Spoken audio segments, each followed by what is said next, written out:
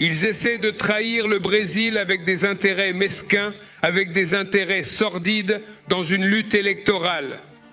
À partir d'aujourd'hui, les factions criminelles, PCC et Comando Vermelho, sont classées comme organisations terroristes par le gouvernement des États-Unis.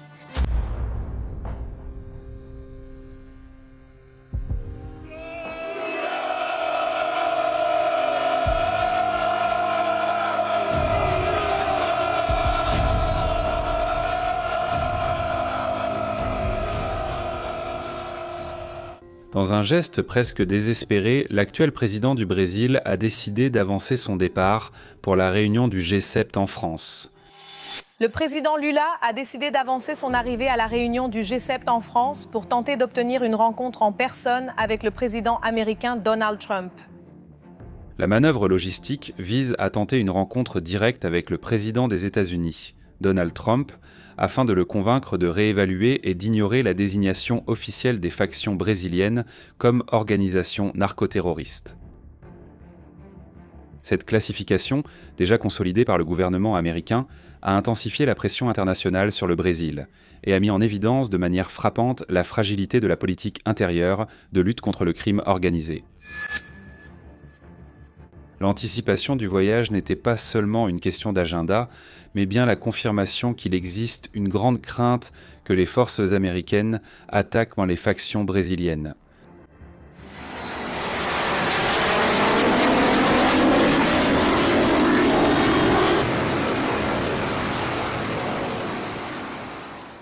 L'avancée du commandement Sud et la force démontrée par le bouclier des Amériques semblent être le présage de ce que les États-Unis préparent contre le PCC et le Commando Vermelho, qui pourraient être attaqués directement à tout moment.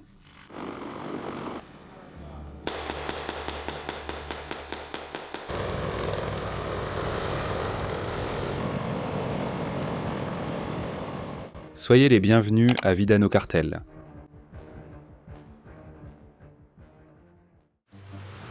L'anticipation du voyage a été la confirmation que de grandes américaines. Merci. Brésilienne. Le G7 est un forum qui réunit les plus grandes économies du monde pour discuter de questions mondiales telles que la sécurité, l'économie, l'environnement et la géopolitique. Dans ce contexte, le président brésilien est confronté à d'énormes difficultés pour obtenir un créneau dans l'agenda de Donald Trump. Les États-Unis sont en pleine guerre en Iran, tout en devant gérer la situation complexe de la guerre en Ukraine et les discussions internes de l'OTAN sur la défense collective et le financement.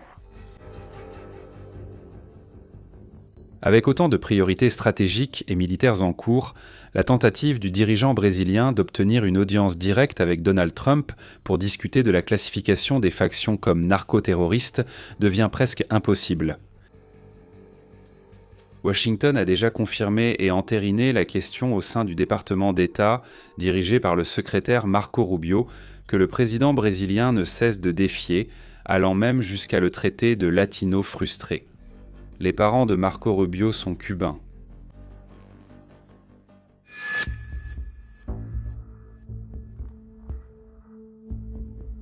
Alors que les États-Unis et leurs alliés régionaux intensifient les opérations militaires et policières, le président brésilien fait preuve de désespoir lors des réunions internationales, mais fait peu pour organiser une mobilisation collective au niveau fédéral. Il n'existe aucun plan solide impliquant les forces armées, les polices d'État et les agences de renseignement dans une stratégie coordonnée contre le narcoterrorisme.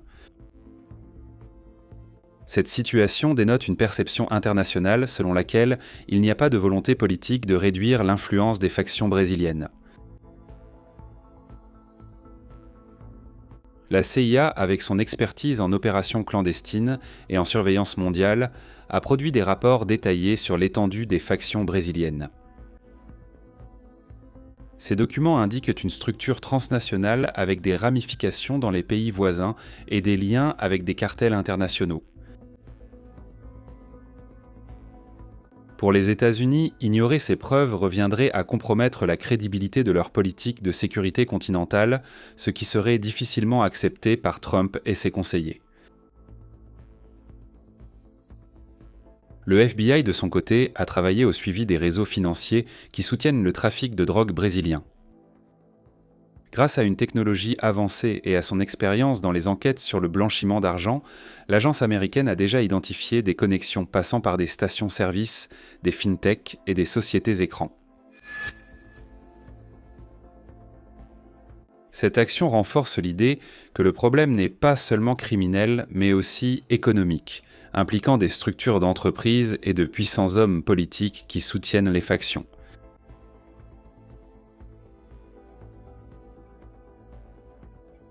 Pendant ce temps, le commandement Sud renforce sa présence sur le continent.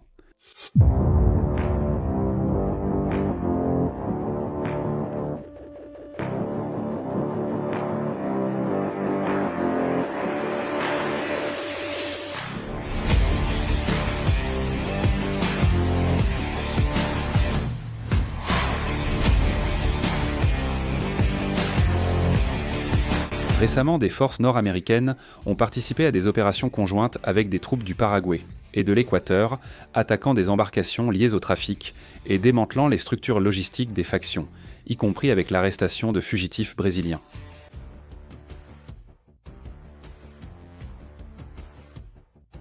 Ces actions montrent que les États-Unis n'ont pas seulement classé les factions comme narcoterroristes, mais qu'ils agissent également de manière concrète et coordonnée pour étouffer leurs opérations.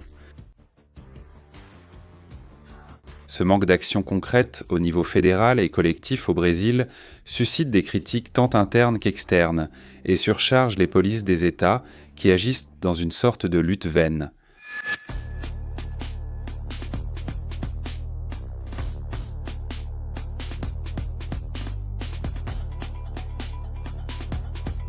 Des analystes soulignent que le gouvernement brésilien tente de trouver des solutions diplomatiques à un problème qui exige des réponses opérationnelles, car lutter contre le crime organisé uniquement par des discours ne résout pas le problème.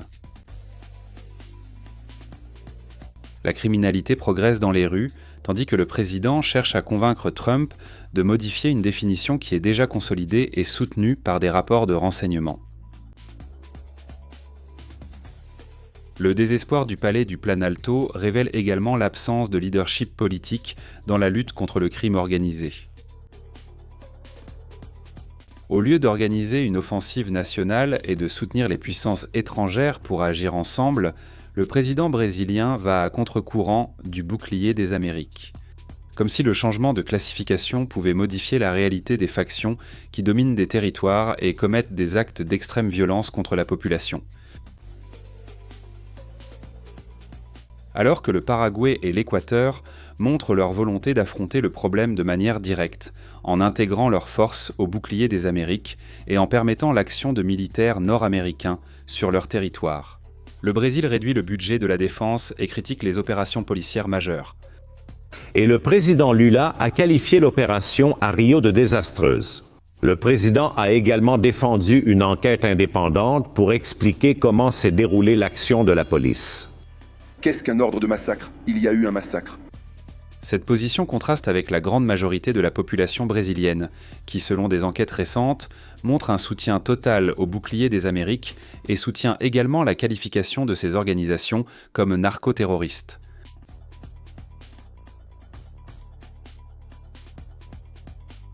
Le Brésil, qui pourrait jouer un rôle de plus grande importance et d'influence mondiale, se rabaisse en n'adoptant pas d'initiative interne pour faire face à un mal qui dépasse les frontières. Et cela concerne déjà l'Amérique et l'Europe.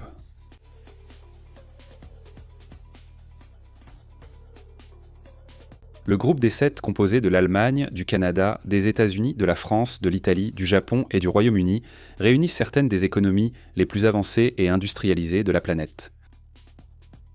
Dans ce contexte, le Brésil participe uniquement en tant qu'invité, limité à observer et à accepter ce qui est décidé. La taille et les richesses du pays pourraient donc le placer à un autre niveau, mais cela ne serait possible qu'avec une économie interne solide, capable d'assurer à son peuple des conditions de travail et de vie dignes. De plus, un pays qui souhaite devenir grand et s'asseoir aux côtés des puissances mondiales doit offrir au minimum la sécurité intérieure. C'est quelque chose de bien loin de la réalité brésilienne, qui est le deuxième pays au monde avec le plus de vols de téléphones portables, juste derrière l'Inde.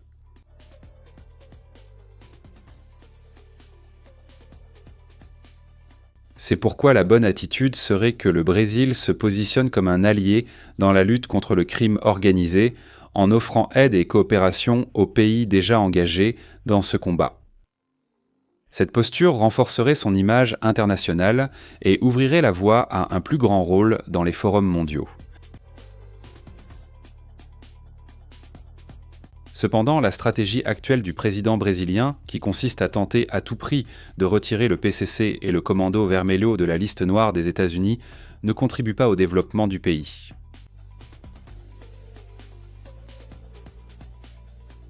Au contraire, cela envoie des signaux de faiblesse et ouvre la porte à des attaques extérieures qui pourraient en survenir à tout moment.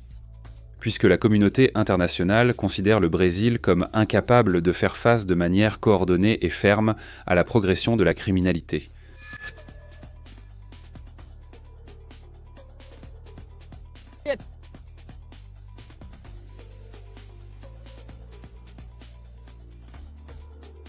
Ici, sur Vida no Cartel, vous restez informé de tout ce qui se passe dans le monde militaire. Laissez votre like, abonnez-vous et regardez l'une des vidéos qui apparaissent sur votre écran. En avant, combattants! À la prochaine!